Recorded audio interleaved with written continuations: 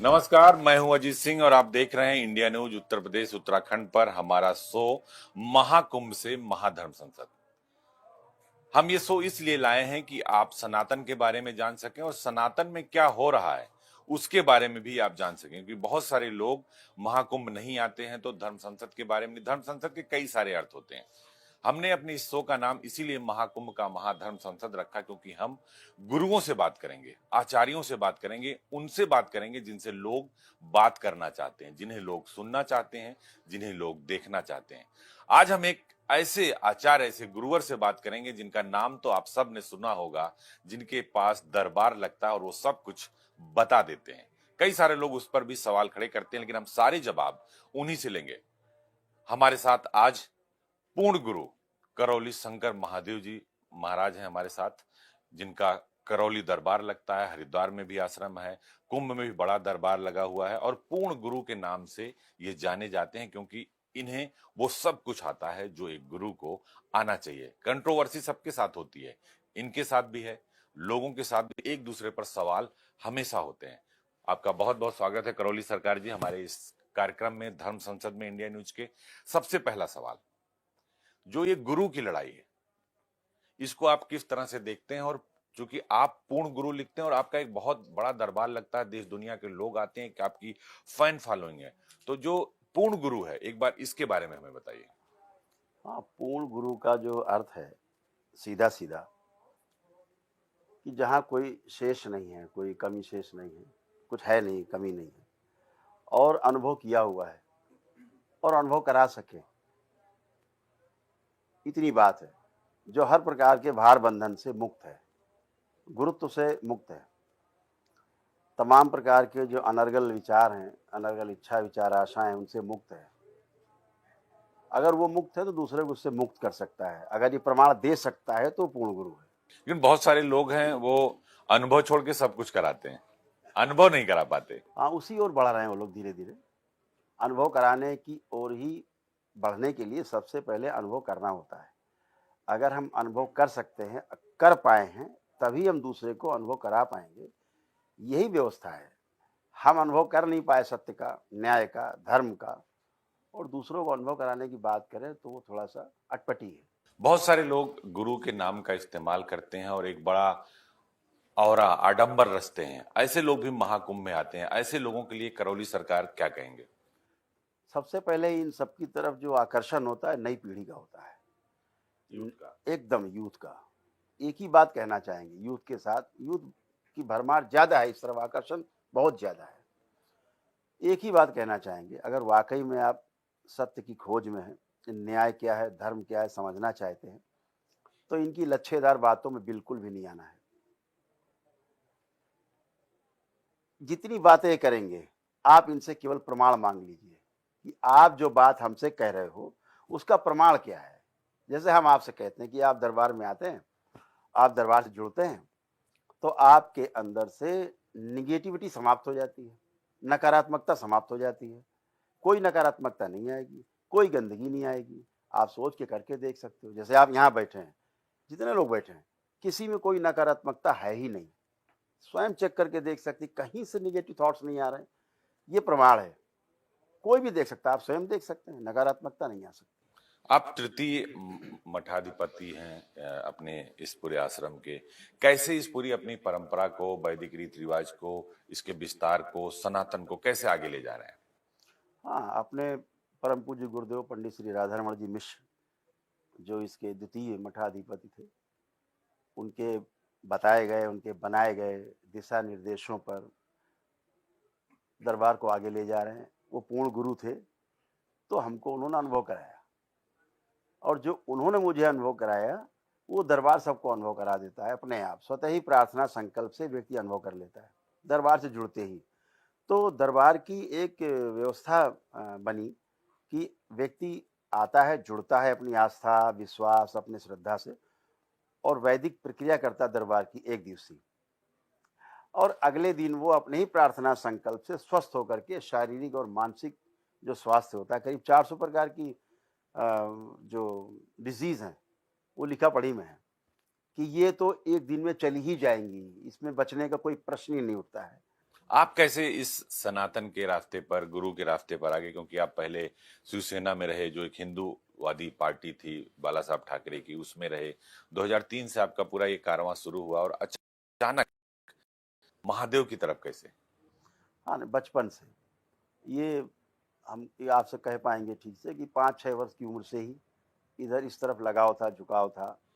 हमारी दादी की वजह से ये और ज़्यादा उस तरफ धर्म की तरफ रुचि बढ़ी और धीरे-धीरे फिर 17 वर्ष की उम्र में अपने परम पूज्य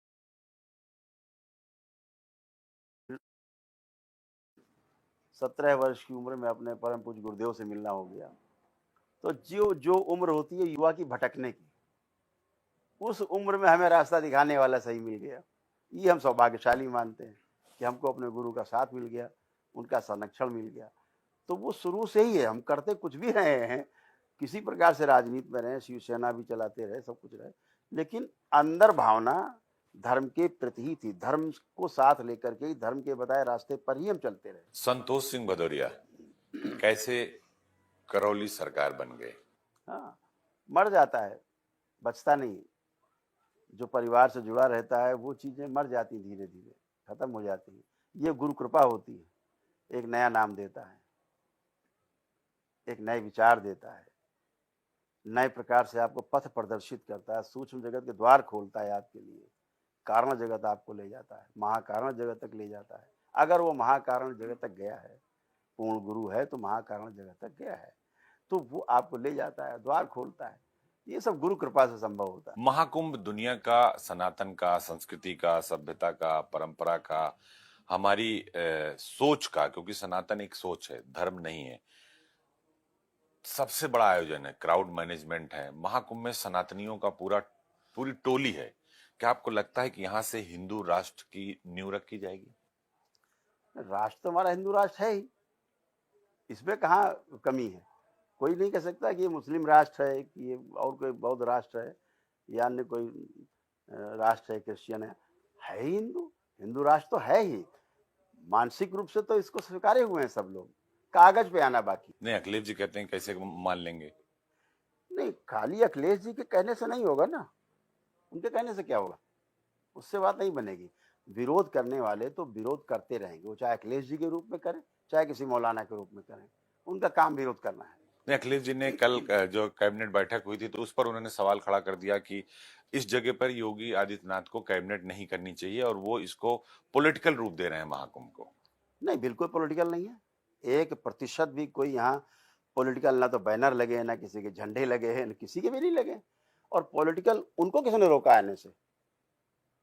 उनको किसने मना किया आने से? वो भी आ सकते हैं, उससे बड़ा अपना दल बल लेके आ सकते हैं। अगर यहाँ महाराज जी ने अपनी कैबिनेट की बैठक की है तो जनता के प्रतिनिधि हैं। इतनी बड़ी जनता जहाँ एक साथ इकट्ठी करोड़ों के रूप में, उनके बीच में अगर वो जनता के की जो समस्याएं हैं उनके बीच में बैठ करके विचार विमर्श कर रहे हैं, तो इससे ज्यादा शुभ बात हो क्या सकती है? तो सबसे अच्छी बात है। लेकिन अखिलेश यादव ने लगातार ट्वीट पर ट्वीट कर डाले कि उनकी जो है मन को जो है गंगा जी में पवित्र कर हो जाए, उनका मन ठीक हो जाए और वो धर्म के काम में व्यवधान डालें। बहुत सारी बातें कैबिनेट को लेकर उन्होंने लिख दी और कहा कि यहाँ नहीं होना चाहिए, और खुद नहाने नहीं आ रहे, खुद राम मंदिर नहीं जा रहे हैं। अब बेचारे अपनी चर्चा कर रहे होंगे वो, कि मन गंदा है, कि मैला है, क्या है। आदमी अपने में देख लेता है तो दूसरे की बात करता है। तो हमें तो लगता नहीं, जो व्यवस्था आज इस महाकुंभ में है, पूर्ण महाकुंभ में, ना तो पहले कहीं देखी गई, ठीक है, ना आगे मुझे लगता है कि अगर ये योगी जी नहीं होंगे। नहीं कर पा रहे। अब जो जाग रहा है, सोने का आप नाटक करें, उसे कैसे जगाया जाए? नहीं, वो जनेऊ तो पहनते हैं, जाके हरिद्वार में नहाते हैं, लेकिन राम मंदिर नहीं जाते। महाकुंभ में त्रिवेणी में डुबकी लगाने में उन्हें समस्या है। उन्हें पता नहीं है, सब आकर के यही मिल रहा है, सब कुछ एक ही जैसा है। वो त्रिवेणी में नहाए, चाहे हरिद्वार में नहाए, चाहे गंगोत्री में नहा लें, चाहे और आगे चले जाए, बनारस घाट पे चले जाएं। देखिए, धार्मिक हैं वो, बस केवल छुपा रहे हैं राजनीतिक वोटों की उसमें, और कुछ नहीं मुझे लगता है इसके अलावा। क्योंकि वो धार्मिक हैं, क्योंकि चाहे घर में कोई कार्यक्रम हो तो हवन होते हैं, चाहे भूमि पूजन हो तो हवन होगा, शिलान्यास होगा तो हवन होगा, चाहे अपने घर परिवार में कोई 13वीं वर्षी हो तो हवन होगा, तमाम प्रकार के अनुष्ठान होंगे, करते ही हैं। लेकिन धार्मिक आयोजनों का हिस्सा नहीं बनते वो। देखिए अयोध्या में प्राण प्रतिष्ठा हुआ राम मंदिर का, तो वहां पर नहीं गए। प्रयागराज महाकुंभ में इतना बड़ा कार्यक्रम चल रहा, सनातन का सबसे बड़ा मानव संगम यहाँ पर लगा हुआ है। वो कहते हैं कि महाकुंभ में किसी को बुलाना नहीं चाहिए, क्यों न्योता दे रही सरकार?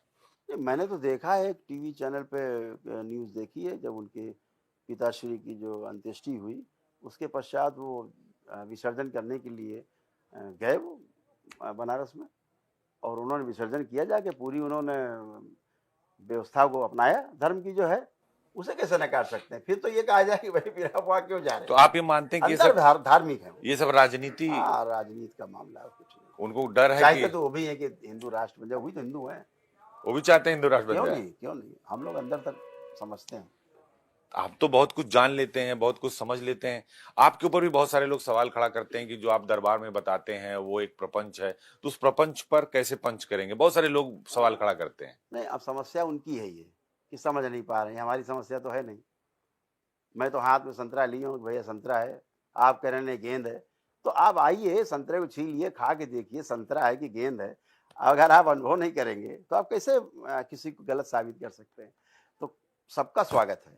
तकलीफ जी किससे आपकी कभी बात हुई जो आप कह रहे हैं कि वो भी चाहते हैं अंदर से कि हिंदू राष्ट्र बने? नहीं, उनकी बातों से लगता है कि अंदर पीड़ा तो है उनके अंदर। पीड़ा किस बात की? हिंदू राष्ट्र बन जाए कि उनकी सरकार बन जाए? नहीं, उनका नाम ना आए, बस हिंदू राष्ट्र बन जाए। अच्छा, उनका नाम ना आए और हिंदू राष्ट्र बन जाए। हाँ, पीड़ा हमें लगता है कि अंदर से वो हिंदू हैं, तो अब हिंदू एक कैसे राष्ट्र का विरोध कर सकते हैं? ओवैसी को क्या कहेंगे? ओवैसी भी बहुत सवाल खड़ा करते हैं, राम मंदिर पर भी, अयोध्या काशी पर भी, ज्ञान व्यापी पर भी, मथुरा पर भी और महाकुंभ पर भी। अपने भाई को 15 मिनट लिए छोड़ देंगे तो पूरा खात्मा कर देगा। वो तो मानसिक रोगी है, मानसिक रोगी है। वो दरबार है, उसकी बुद्धि हम ठीक कर सकते हैं। ओवैसी की ओवैसी दरबार में आए तो बुद्धि एकदम ठीक कर देंगे करौली एकदम सरकार। बुद्धि ठीक हो जाएगी उसकी।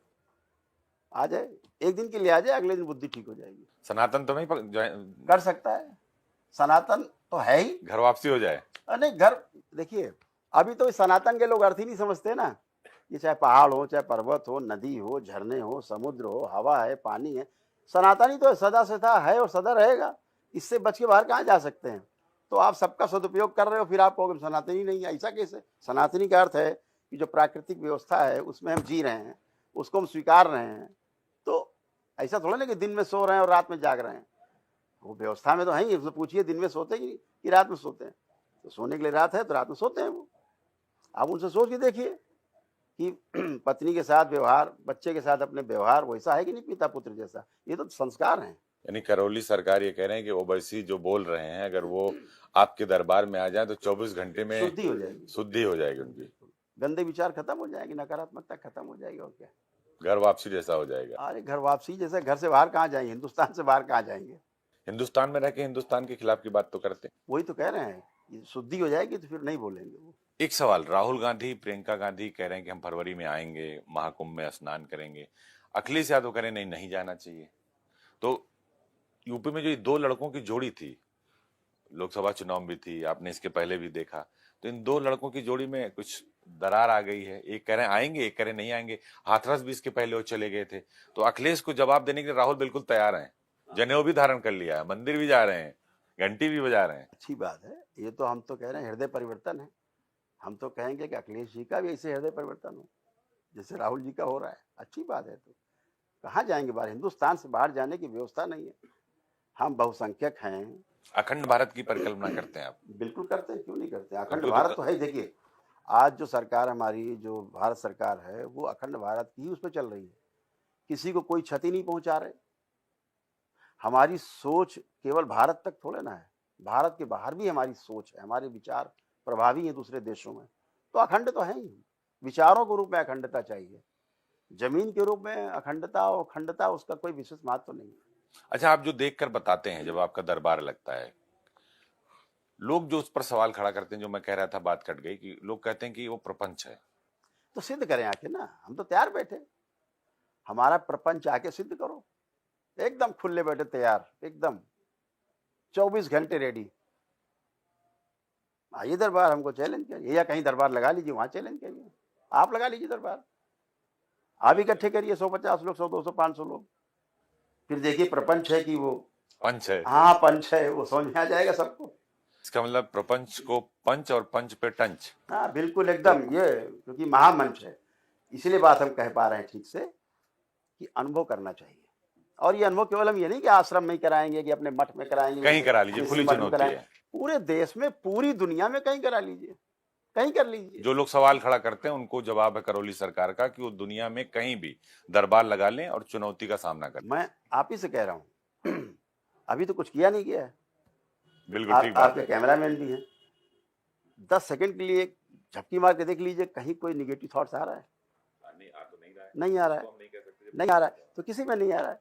तो क्यों नहीं आ रहा है? क्योंकि आप उस ऑरा में हैं। जब आप शिव की ऑरा में है, माँ के ऑरा के बीच में है, पूर्णता के बीच में है, तो आप में ये गंदी चीज आएगी ही नहीं। इसीलिए हम कह रहे हैं वैसे जी आ जाएंगे तो शुद्ध हो जाएंगे, शुद्ध हो निगेटिव जाएंगे। थॉट्स ही नहीं आएगा। अच्छा ये बताइए, आजकल कुंभ में बहुत वायरल हो रहे हैं IITian बाबा। नाम उनका अभय सिंह है, बॉम्बे IIT के स्टूडेंट है, कनाडा गए और आ गए, कह रहे हैं हमें महादेव मिल गए और महादेव ने उन्हें रास्ता दिखा दिया है। क्या कहेंगे ऐसे लोगों पर? आप पहले महादेव क्या है पहले ये तो समझ ले। कहाँ पागलों की आप बात कर रहे हैं? ये धर्म संसद वो कहते हैं मेरा कुंभ prediction का बहुत अच्छा है, महामंच मैं है। पूरी- जब हमारे धर्म गुरु, हमारे सब ऋषि मुनिया बैठे, उनकी बात कीजिए। कहाँ पागलों की बात करने में समय नष्ट करें हम लोग? ये तो पागल हैं ये सब। ऐसे तो लोग भरे पड़े हैं, संख्या उनकी नहीं उनकी शुद्धि की जरूरत नहीं। है ना। वो जब चाहे तो शुद्धि होगी।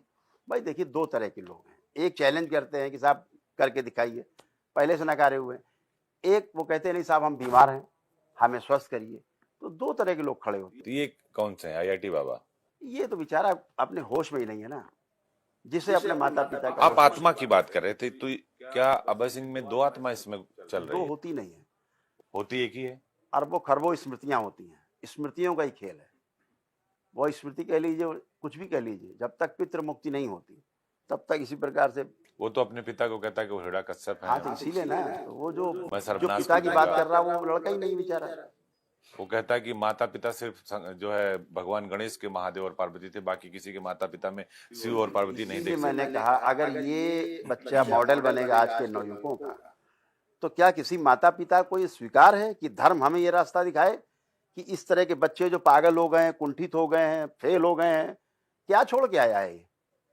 जितनी बातें कर रहे हैं कि हम ये छोड़ा है, लोग महिमा मंडित कर रहे हैं, छोड़ा है, क्या छोड़ा है? खाई क्या तो छोड़ा है? अगर छोड़ आए होते तो पिता को चांडाल या हिरण्यकश्यप नहीं बोलते और खुद को प्रहलाद नहीं बोलते। तो छोड़ा क्या है? कुछ भी तो नहीं छोड़ा था। क्या तो छोड़ा इन्होंने? छोड़ के आए तो यहाँ इतने ऋषि मुनि संत बैठे, महात्मा बैठे, धर्म गुरु बैठे, इनके बीच में जाइए, आप पूछिए कि क्या क्या छोड़ के आए। लोग अरबों खरबों की संपत्ति छोड़ के आए, तो किस संत बने, यहाँ संत है किस माया जाल में फंस वो गया? छोड़ के आई, इसने क्या छोड़ा है? ये तो माया जाल में फंसा ही हुआ है, गंदगी में फंसा हुआ है। इसको धर्म गुरुओं की आवश्यकता है। इनको शरण में जाना चाहिए, संघ में जाना चाहिए, अखाड़ों इसके में जाना पहले भी वो चाहिए। किसी अखाड़े में गए थे, किसी संत के यहाँ गए थे, वहां से फिर ये सन्यास की तरफ आ गए, कह रहे हैं कि हम वहां गए थे और हमें ज्ञान मिल गया, महादेव मिल गया, रास्ता दिखा दिया उन्होंने। वो उसके अंदर गंदगी आई है जो एक ठगी वासुदेव है उनके चक्कर में। बात कर रहे हैं। हाँ, वहां से गंदगी ज्यादा चिपटी। तो क्या कर दिया सदगुरु जी ने? कुछ नहीं, कुछ है ही नहीं, स्वच्छता नहीं है। नवयुवकों को संदेश गलत है। तो क्या संदेश देना चाहते हैं आप सदगुरु जी को, जिनके ऊपर आप ये कह रहे हैं कि अभय सिंह जैसे लोगों को गुमराह कर दिया? ये गुमराह आदमी इसलिए हो रहा है कि संदेश स्पष्ट नहीं है। आप राष्ट्र निर्माण में कहां से आप सहयोग कर रहे हैं? राष्ट्र के निर्माण का कोई प्रमाण दीजिए। केवल पौधा लगा देने से, साफ नारा लगा देने से साफ सफाई का, उससे कुछ होने वाला नहीं है। प्रमाण तो देना पड़ेगा ना। आप कैसा प्रमाण चाहते हैं करौली सरकार? हाँ? कैसा प्रमाण आप चाहते हैं सदगुरु जी? वो जो गए हैं, देखिए ना, प्रमाण बैठा है आपके सामने, IIT बाबा है ना प्रमाण। वो खुद बताता हम वहां गए थे। तो मैं ये कहता हूं कि प्रमाण ये प्रस्तुत करें कि इसको वहीं बुलाएं अपने यहाँ और सारी क्रियाएं कराएं और इसको इस संकट से मुक्ति दिलाएं इस बच्चे को। हाँ, क्योंकि उसके पिता आए थे, रो रहे थे, ढूंढ रहे थे, मिल नहीं और पा वो रहे। नहीं कर पाए, तो मेरे पास उसके माता पिता लेकर के स्वयं आवे वो, और देखिए ये बच्चा स्वस्थ होकर अपने घर जाता है, अपना काम करता है कि नहीं करता है। वापस पैंट सूट टाइम आ क्यों नहीं जाएगा। जाएगा? बिल्कुल जाएगा। जब स्मृतियां गंदी हटेंगी तो उसकी तो स्मृतियां अच्छी हैं ही बच्चे की। बच्चा तो अच्छा है ही, बच्चे में कोई कमी नहीं है। कोमल है। यस, बहुत कोमल है। वो अपनी कोमलता की वजह से ही वो बच्चा ठगा गया है। वो उस बच्चे को गलत रास्ता मिला है, गलत एनर्जी से साक्षात्कार हुआ है उसका, जो उसको भ्रमित करती है। या बहुत से ऐसे लोग होते हैं जिनको लगता है कि हमें साक्षात्कार हो गया, ये इल्यूजन है, गलत एनर्जी से जुड़ के। अभी मेरे कल का ही वीडियो देख लीजिए, लाइव में मैं देख कर रहा था, एक बच्चा था, उसने तमाम जाने क्या किया, जब तब ठग सब करके, और इन्हीं के यहाँ गया था, सदगुरु जी के यहाँ, और लड़का पागल हो गया। अभी कल ही स्वस्थ हुआ है, आप देखिए वीडियो उठा के, कल का वीडियो है, अभी कल ही वो स्वस्थ हुआ है। मर रहा था, पागल हो गया था वो भी। मैंने कहा अब तुम्हारा नंबर था बाबा बनने का कुंभ में। तो बच्चा परेशान था, अब वो बच्चा स्वस्थ होके गया एक ही दिन में, क्योंकि उसके अंदर उत्कंठा थी कि हम स्वस्थ हो जाएं। उसने जान लिया था कि मैं फंस गया हूं। कुंभ में एक धर्म संसद चल रही है, हमारे शो का भी नाम हमने रखा है कि महाकुंभ की महाधर्म संसद। आप जैसे श्रेष्ठ लोगों से बातचीत कर रहे हैं, एक धर्म संसद देवकीनंदन ठाकुर भी कर रहे हैं, हालांकि उससे सरकार का कोई नाता नहीं है, सरकार ने उससे अपना हाथ खींच लिया। उस धर्म संसद के पीछे आप क्या देखते हैं? क्या वो राष्ट्र निर्माण की नींव को आगे बढ़ा रहा है? क्या हिंदू राष्ट्र को लेकर आगे बढ़ रहे हैं, या फिर उसके पीछे कोई पॉलिटिकल बैकग्राउंड है? मैंने आपसे भी कहा ना कि ये सब अधिकार उसी को हैं जो धर्म को समझता हो। धर्म है क्या? धर्म एक व्यवस्था है, और अगर व्यवस्था को उन्होंने समझा होगा तो वो धर्म संसद चला रहे हैं, लोग उसमें जाएंगे भी, अपनी बात कहेंगे। मेरे अनुसार ये कुंभ का जो महामंच है, इसमें अपनी बात आदमी रखे कि व्यवस्था क्या, क्या समाधान आपके पास है। आप केवल संकट की बात कर रहे हैं, धर्म संसद है या धर्म संकट है, इसको स्पष्ट करें। यानी देवकीनंदन ठाकुर धर्म संसद नहीं, धर्म संकट कर रहे हैं। धर्म संकट होगा तभी तो धर्म संसद बुलाई जा रही है कि धर्म संकट दूर कैसे हो, इसीलिए धर्म संसद होगी। तो कौन सा धर्म है वो? सनातन वाला धर्म है, सन्यासी वाला धर्म है, कि सियासत वाला धर्म? ना, अलग अलग नहीं होता ये सब एक ही है, सनातन है। सनातन में सब समाहित है। मेरा कहने का ये आशय है, मेरा कहने का इतना ये निवेदन मेरा ये है कि आप समाधान प्रस्तुत करिए, प्रश्न नहीं। प्रश्न तो अभी 10 साल का बच्चा खड़ा कर देगा। हमें समाधान के साथ अपनी आलोचना करनी चाहिए। अगर हमें समझ है, हमने धर्म को समझा, तो मेरे पास समाधान भी होगा उसका।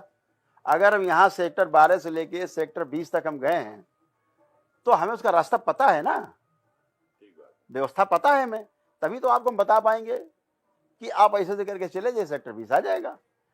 तो आपके पास समाधान होगा ना, तो समाधान प्रस्तुत करिए आप। मैं इन सब आचार्यों से यही कहना चाहूंगा, दो तरह के लोग हैं अजीत जी व्यवस्था में सनातन की, एक होता है आचार्य, एक होता है गुरु। आचार्य के पास थ्योरी है, जो बच्चे ब्रह्मचर्य आश्रम तक पढ़ते थे वो थ्योरी होती थी, और जब वही बच्चा अपना गृहस्थ जीवन पार करके, जो 100 साल की उम्र बताई गई पहले कैलकुलेशन में, अब वो 70 के आसपास लोग कैलकुलेट करते हैं, हम 100 वाली ले लें पुरानी परंपरा में। तो जब तीसरे आश्रम में व्यक्ति आता था, गृहस्थ आश्रम के बाद जब वानप्रस्थी होता था, तो जो गुरुओं से, जो आचार्यों से हमने पढ़ा थ्योरी के रूप में, उसके लिए फिर हम उसकी प्रैक्टिस करते थे, अभ्यास की। और जिस समय बच्चा आपका आता था, वानप्रस्थी होता था, तो आप जो है सन्यासी होते थे, तो गुरु मिलते थे। वो गुरु थे जो आपने पढ़ा था उसका आपको अनुभव करा सके। अनुभव कराने वाले गुरु, यानी वो गुरु थे, गुरु गोविंद खड़े काके लागू पाए, बलिहारी गुरु आपने गोविंद जी बताए। ठीक, आचार्य और गुरु में इतना ही फर्क है। हाथ जोड़ के कहना चाहूंगा, किसी की मेरी बात बुरी लग रही हो, बाकी लोग समस्या समाधान गुरु करेगा, क्योंकि उसके पास समाधान है। वो समाधानित है, समाधि की अवस्था में रहा है, मतलब समाधान है उसके पास। समाधि का क्या अर्थ है? समय आदि, जो समय के पार ही चला गया है, अब समय उसका कुछ नहीं कर सकता।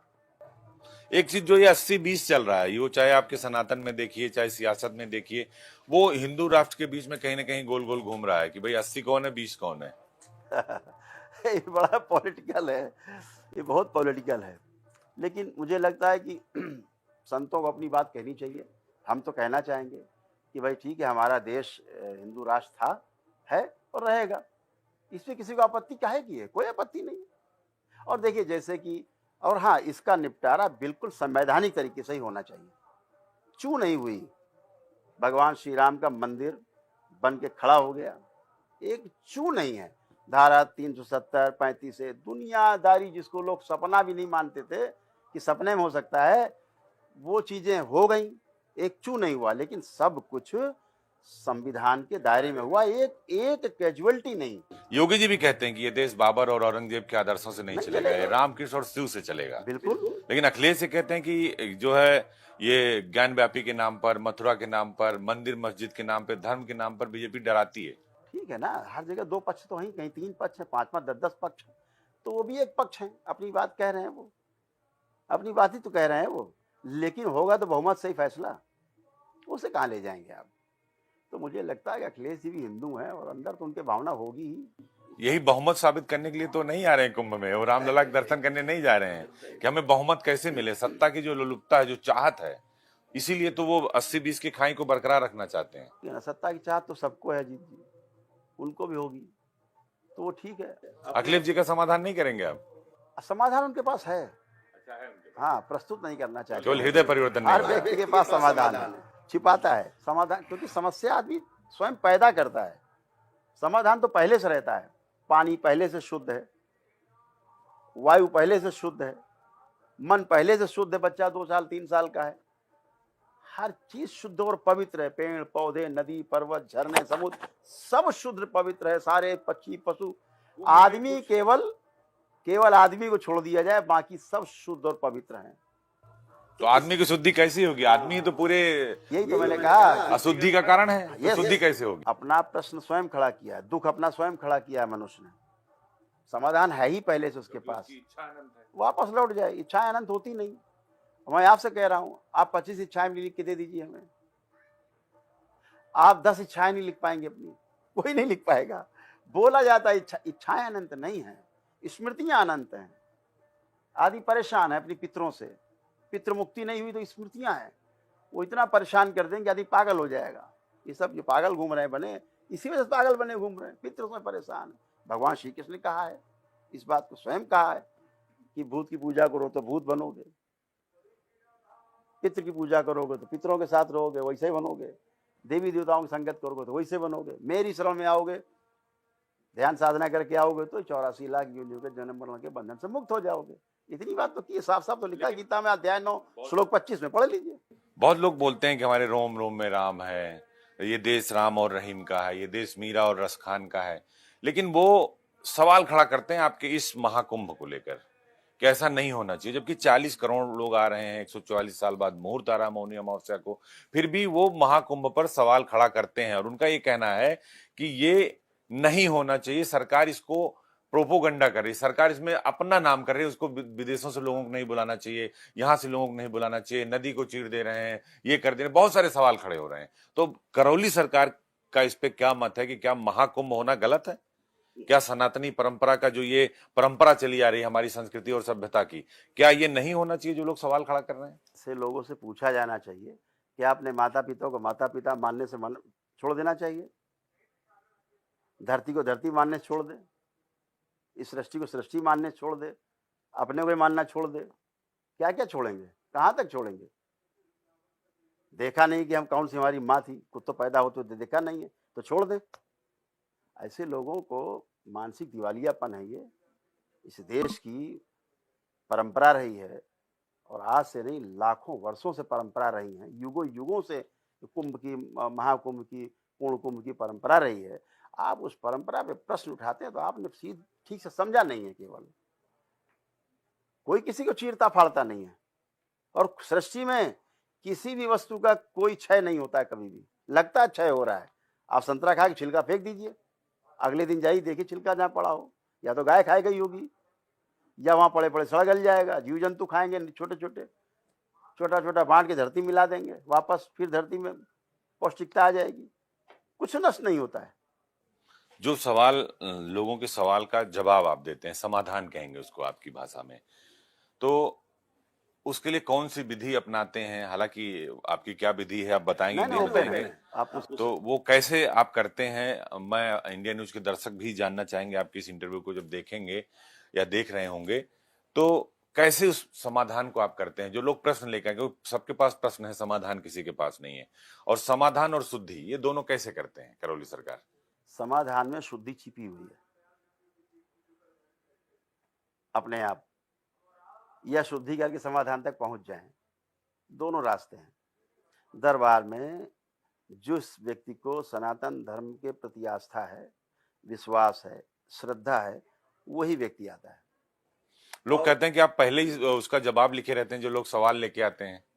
बिल्कुल लिखा रहता है, उसमें क्या, इससे क्या फर्क पड़ता है? ये तो बहुत छोटी चीजें हैं।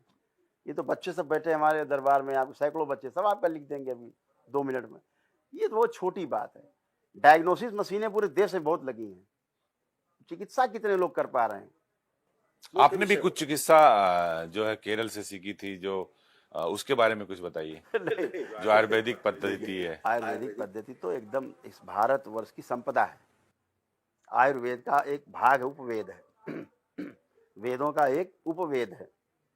तो ये तो सर्वविदित है। एक ही समस्या आयुर्वेद में रह गई है, अष्टांग योग है, सप्तांग योग पे चल रहा है।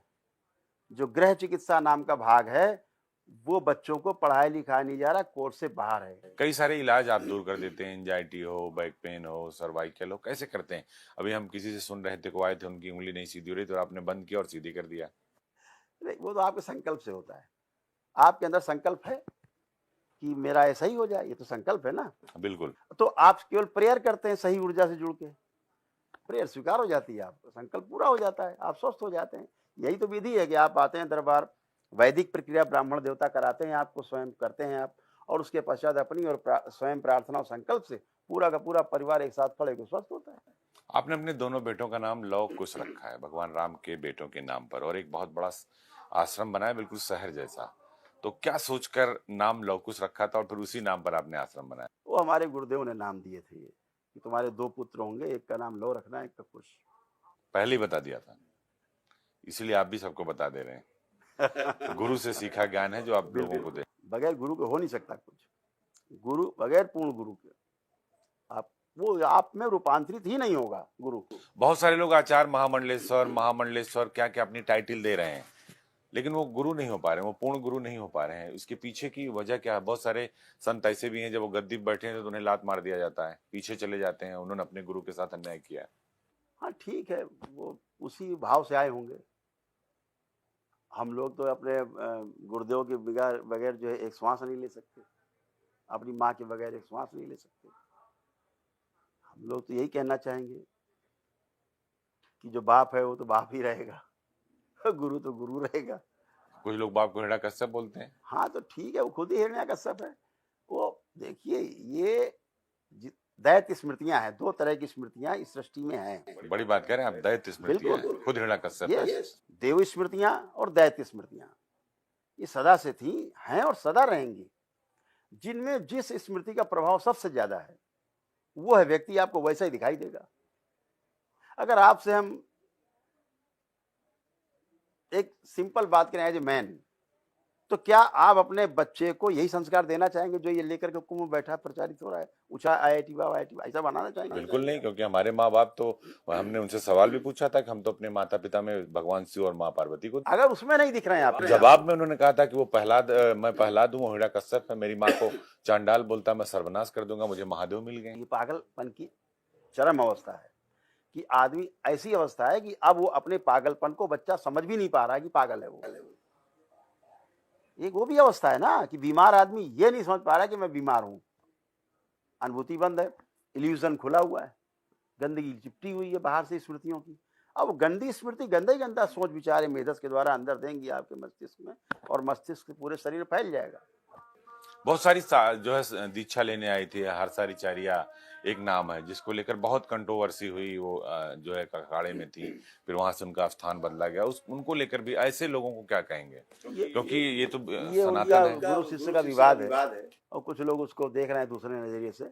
हम तो इस सिर्फ इतना कहना चाहेंगे कि मर्यादा रहनी चाहिए, इस धर्म की मर्यादा, इस सनातन धर्म की मर्यादा बनी रहनी चाहिए। इसका संदेश महाकुंभ से पूरे विश्व में जा रहा है। बस इतना हाथ जोड़ के निवेदन सभी से करना चाहेंगे, क्योंकि ये वो देश है जहां रत्नाकर यानी अंगुलीमाल ऋषि वाल्मीकि बने, तो हर्षारिचार्या क्यों साध्वी नहीं बन सकती? उस पर इतने सवाल, इतने कटाक्ष। क्या होता है, जितना मैंने अपने गुरुदेव से जाना, स्त्री जो है सन्यासी नहीं हो सकती। तो बहुत सारे जो स्त्री सन्यासी नहीं है, हाँ। नहीं है, एक स्त्री सीमा सन्यासी नहीं हो है, सकती। एक सीमा है जहां तक पहुंचा जाए। कैसे नहीं हो सकती? हम आपको बात कर रहे हैं उस अवस्था की। हाँ, समझ गया मैं कि जो आध्यात्मिक है। हाँ, बिल्कुल ठीक बात है। ठीक है, एक सीमा है वहां तक पहुंचने। स्त्री का सबसे सुंदर जो गुण है जिससे वो पूर्णता को प्राप्त करती है, वो समर्पण है। वो समर्पण। चाहे पति के प्रति क्यों ना हो। हाँ, अगर उसके अंदर समर्पण है कि मेरा पति ही मेरा परमेश्वर है, जो सिखाया जाता है बच्चियों को हमारे सनातन धर्म में, बिल्कुल। कि जहाँ जा रही बेटी शादी होके जा रही विवाह होके, यही तुम्हारा वही तुम्हारा घर परमेश्वर है, वही तुम्हारा घर है। अगर उसने उसको परमेश्वर ही मान के सेवा की, वो चाहे शराबी हो, लुच्चा हो, कुछ भी हो, वो तो पार हो जाएगी, पति भले नरक में चला जाए। तो स्त्री समर्पण से केवल, इसका बहुत सुंदर गुण है, पति के लिए भी, अपने बच्चों के लिए भी एकदम जान दे देगी। ये उसको पूर्णता में ले जाता है। तो सन्यासी क्यों नहीं हो अच्छा, तो सकती? 2 नाम बताइए जो स्त्रियां सन्यासी हो गई, पूरी हो गई। नहीं, बहुत सारी साध्वी यहाँ मिलती हैं, हम लोग देखते यहाँ की बात रहते नहीं हैं। कर रहे हैं। हम पौराणिक काल से उठाइए, 2 नाम बताइए महिलाओं के जो सन्यासी हो गई, पूर्णता को प्राप्त हो गई। 2 नाम बताइए। आप माँ बताइए। सीता कैसे पहुंची? हम क्यों उनकी पूजा मीरा आराधना भी करते? है, माँ सीता क्यों भी पूजा है। आराधना करते? समर्पण। उस जंगल में चली गई, उन्होंने जंगल में फिर छोड़ दिया ले जाके, लंका विजय बहुत के सारे बाद। नाम है, मीरा है, सावित्री है, माँ मीरा भी है। नहीं, देखिए अब मीरा में फर्क पड़ जाएगा। फिर ये भक्त हैं, भक्त होने में और साधक होने में बड़ा फर्क है। मनुष्य का शरीर ही बना है साधना के लिए, चौथे शरीर पे जाकर के स्त्री जो है वो फिर से जो है, ये बात तो हर्षा भी कह रही थी कि गड़बड़ हो उनके गुरु ने कहा कि अभी आप दीक्षा लीजिए, सन्यास का वक्त नहीं है आपको आपका। सही कह रहे हैं, बिल्कुल सही कह रहे हैं। एक समय आएगा, देखिए गुरु के प्रति समर्पण हो गया। अच्छा, स्त्री अगर सन्यासी बनना चाहे तो कैसे बन ऐसे ही सकती बन सकती है जैसे बनी। समर्पण होना ऐसे ही? चाहिए गुरु के प्रति समर्पण होना चाहिए, पूरा समर्पण। समर्पण से ही वो पार होगी। मेरा कहने का अर्थ ये है, साधना से वो नहीं जाएगी पार, वो समर्पण से जाएगी। साधना यानी से पुरुष स्त्री जाएगी। साधना स्त्री जो है समर्पण से सन्यासी बन सकती समर्पण है। से गुरु और पुरुष साधना से। पूर्ण समर्पण। वो उसके पास सबसे बड़ा हथियार है। गुरु को पिता के रूप में देखेगी, गुरु को भाई के रूप में देखेगी, गुरु को बेटे के रूप में भी देख सकती है। सारे अधिकार प्राप्त है उसको, लेकिन वही उसका समर्पण तुलसीदास जी महाराज की तरह, जैसे उन्होंने अपनी पत्नी को गुरु मान लिया था। तो वो पूरा कर देगी। देखो, वो हमारी माँ है, वो जगत जननी है, वो शक्ति और आराध्या है हमारी, और हम वहीं से पैदा हैं हम सभी। तो वो तो माँ है, इसीलिए उसमें समर्पण सबसे ज्यादा है। फिर माँ पर इतना सवाल क्यों? माँ गंगा पर, माँ यमुना पर, माँ सरस्वती पर, त्रिवेणी पर इतने सवाल क्यों हैं? ज्ञान नहीं है। ज्ञान नहीं है। ऐसे लोगों को ज्ञान कैसे आएगा? आए शामिल हो जाए, दरबार की प्रक्रिया करें। हर चीज का एक ही उपाय है, समाधान। खराब दरबार। हट जाए, अच्छी तो पहले से मौजूद है। हर आदमी सुखी रहना चाहता है, 100%। हर व्यक्ति, मैं सुखी रहना चाहता हूं तो आप भी सुखी रहना चाहते, पूरा संसार सुखी रहना चाहता है। ये सार्वभौमिक सिद्धांत है, सार्वभौमिक सत्य है। अब दूसरा स्टेप आता है, कैसे? वहां फेल हो गया। कैसे? वहां अब यहां पर आवश्यकता गुरुओं की है, पहले आचार्यों की है, फिर गुरुओं के प्रवचन करते हैं। पहले सुने ध्यान से, आगे समय आए तो गुरुओं के शरण में जाए तो पार हो सकता है। मेरा कहने का आशय इतना है कि बगैर समझे, बगैर अनुभव करे नहीं बोलना चाहिए, बचना चाहिए। दरबार तो अनुभव करा देता है, कर लीजिए। वैश्विक मंच पर हिंदुस्तान की तरफ पूरी दुनिया देख रही, तीसरी आर्थिक शक्ति के तौर पर उभर रही है। प्रयागराज की जो भीड़ है महाकुंभ की, वो दुनिया का तीसरा देश, अगर भारत चीन को छोड़ दी तो सबसे बड़ी आबादी प्रयागराज कुंभ में आ रही है। वैश्विक स्तर पर भारत का जो नाम हो रहा है, उससे भी सियासतदानों को बड़ा चुभ रहा है। उनको लगता है कि कुंभ का प्रचार विदेशों में क्यों हो रहा है, और विदेशों से लोग कुंभ में क्यों आ रहे हैं, क्यों सनातन बढ़ रहा है? नहीं, प्रश्न ही गलत है, उनका प्रश्न गलत है। और वो जो जलन हो रही वो तो स्वाभाविक है। ये स्वाभाविक है। उनको पॉलिटिकल माइलेज नहीं मिल रहा है, बीजेपी को मिल रहा है, तो लगता है कि योगी आदित्यनाथ को पॉलिटिकल माइलेज मिल रहा है, अखिलेश यादव या राहुल गांधी को नहीं मिल रहा है, ओवैसी को नहीं मिल रहा है, इसलिए सवाल खड़ा। देखिए, बहुतायत में हिंदू समाज है, कोई बात करता नहीं था, इतनी गंभीरता से बात करता नहीं था, चीजों को लागू नहीं करता था। एक भय बना हुआ था, वातावरण था कि अगर हम केवल हिंदू हिंदू करेंगे तो हमारी सरकार नहीं बनेगी। करके दिखा दिया। ऋषि महर्षियों ने, संतों ने, गुरुओं ने, आचार्यों ने, यही सब मिल करके उठा के गद्दी पे बैठा दिया और अपना काम भी पूरा करवा लिया। सृष्टि जो चाहती है वो होके रहेगा, किसी के विरोध से कोई इसका फर्क ही नहीं पड़ता है। हाँ, वो विरोध स्वाभाविक है, क्योंकि ऐसी स्मृतियां हैं वो कि आपसे विरोध करवाएंगी। जितना विरोध होगा, चीजें सत्य की और न्याय की, धर्म की खोज उतना तेजी से आगे तो बढ़ेगी। अखिलेश जी स्मृतियों से बंधे हुए हैं कि उनको ज्ञान व्यापी दिख रहा है, उनको बाबरी मस्जिद दिख रहा है, उनको जो है मथुरा का ईदगाह दिख रहा है, उनको कृष्ण जन्मभूमि नहीं दिख रहा है, उनको राम मंदिर नहीं दिख रहा है, उनको महादेव नहीं दिख रहे काशी विश्वनाथ में, खाली अखिलेश महाकुंभ में त्रिवेणी खाली नहीं अखिलेश जी ने। ये तो हर सनातन का जो एक पॉलिटिकल चश्मे से देख रहे हैं, सबकी यही समस्या है। अंदर चाहते कुछ है, बोल कुछ रहे हैं। अच्छा, तो क्या वो वैसी इसको हिंदू राष्ट्र बनने से रोक लेंगे? कोशिश कर रहे हैं कि हम 15 मिनट में। ठीक है ना, हम भी ट्रेन रोकने चल रहे हैं, चलिए आप भी रोके, मिलते हैं, ट्रेन जा रही है, इसको रोकते हैं। इतना बड़ा सैलाब कट जाएंगे, बिल्कुल नहीं आप रोक सकते। तो क्या ये आप हिट हो रहा है? राम मंदिर बनने से रोक पाए क्या? इस देश में संविधान भी तो है, संवैधानिक दायरे में ज्ञान व्यापी चल रहा है, ठीक है ना, वो भी संविधान दायरे में निपटेंगे। पूजा शुरू। हम लोग सब आशान्वित है, बिल्कुल पूजा शुरू हो गई। ये पूजा क्या, वो तो महादेव का स्थान है। और मुझे लगता है आने वाले समय में मुस्लिम भाई जो है ना, वो खुद ही समर्पित कर देंगे उस स्थान को। ज्ञान व्यापी को मुस्लिम में कर देंगे, कर देंगे। आप चाहते हैं कर दें?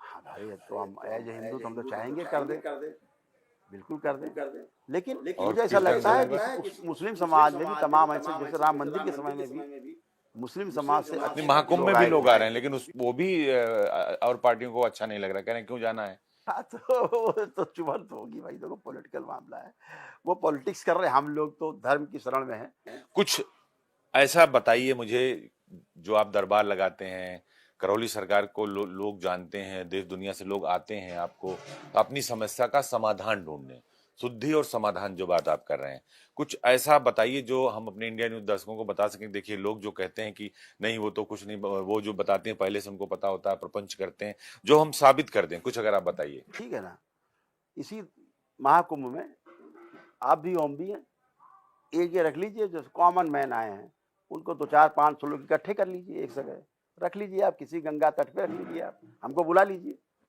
देखिए समाधान मिलता है नहीं मिलता है। एक छोटा सा हवन जिसमें सब शामिल, उसके बाद उनसे पूछ लीजिए। तो शुद्धि की जरूरत, महाकुंभ तो वैसे ही शुद्ध है, लेकिन बहुत सारे अशुद्धों को शुद्ध करने की जरूरत है अभी। बिल्कुल, कुछ लोग ऐसे होते हैं ना कि कूड़ा करकट थोड़ा लग गया है, धूल धक्कर हट जाएगी स्नान से, कुछ लोग अपना काली काली पोत के घूम रहे हैं। एक आखिरी सवाल आपसे महाराज, करौली सरकार सनातन को लेकर, महाकुंभ को लेकर और इस पूरे हाय तौबा पर ओवैसी अखिलेश को लेकर आपका क्या मत है? अरे ये तो धार्मिक क्षेत्र है, यहाँ धार्मिक व्यक्तियों की ही बात सुनी जाएगी और कही जाएगी और यही संदेश पहुंचेगा। पॉलिटिकल संदेश यहाँ से कोई नहीं पहुंचेगा, ना पहुंचा है अभी तक। अगर इसको पॉलिटिकल संदेश कहा जाए कि गवर्नमेंट ने यहाँ जो व्यवस्थाएं की है, एक अभय का वातावरण बनाया है, सुरक्षा का वातावरण बनाया है, साफ सफाई स्वच्छता का वातावरण है, कहीं कोई मक्खी नहीं भिनक रही है। ग्राउंड मैनेजमेंट, यस, बिल्कुल जबरदस्त मैनेजमेंट है। 10 मिनट के अंदर आदमी की समस्या का समाधान है, बच्चा खो जाए अभी 10 मिनट के अंदर फ्लैश हो जाएगा, कहाँ है माँ बाप और कहाँ बच्चा है।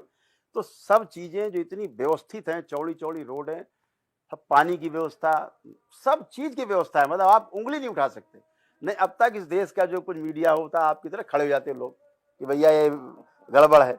कोई गड़बड़ी पे, व्यवस्था पे प्रश्न नहीं उठा पा रहा है। महाराज उस समस्या का एक ही समाधान है जो आप कह रहे हैं कि हवन और उसका शुद्धिकरण।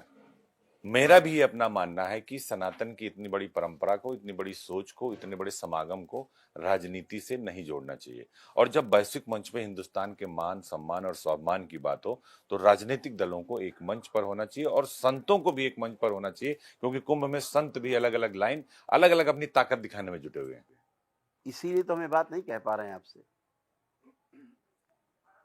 कि अभी हम सब में बहुत जो मतभेद हैं वो मत भिन्नता खत्म हो जाए, एक मत पे पहुंच जाए।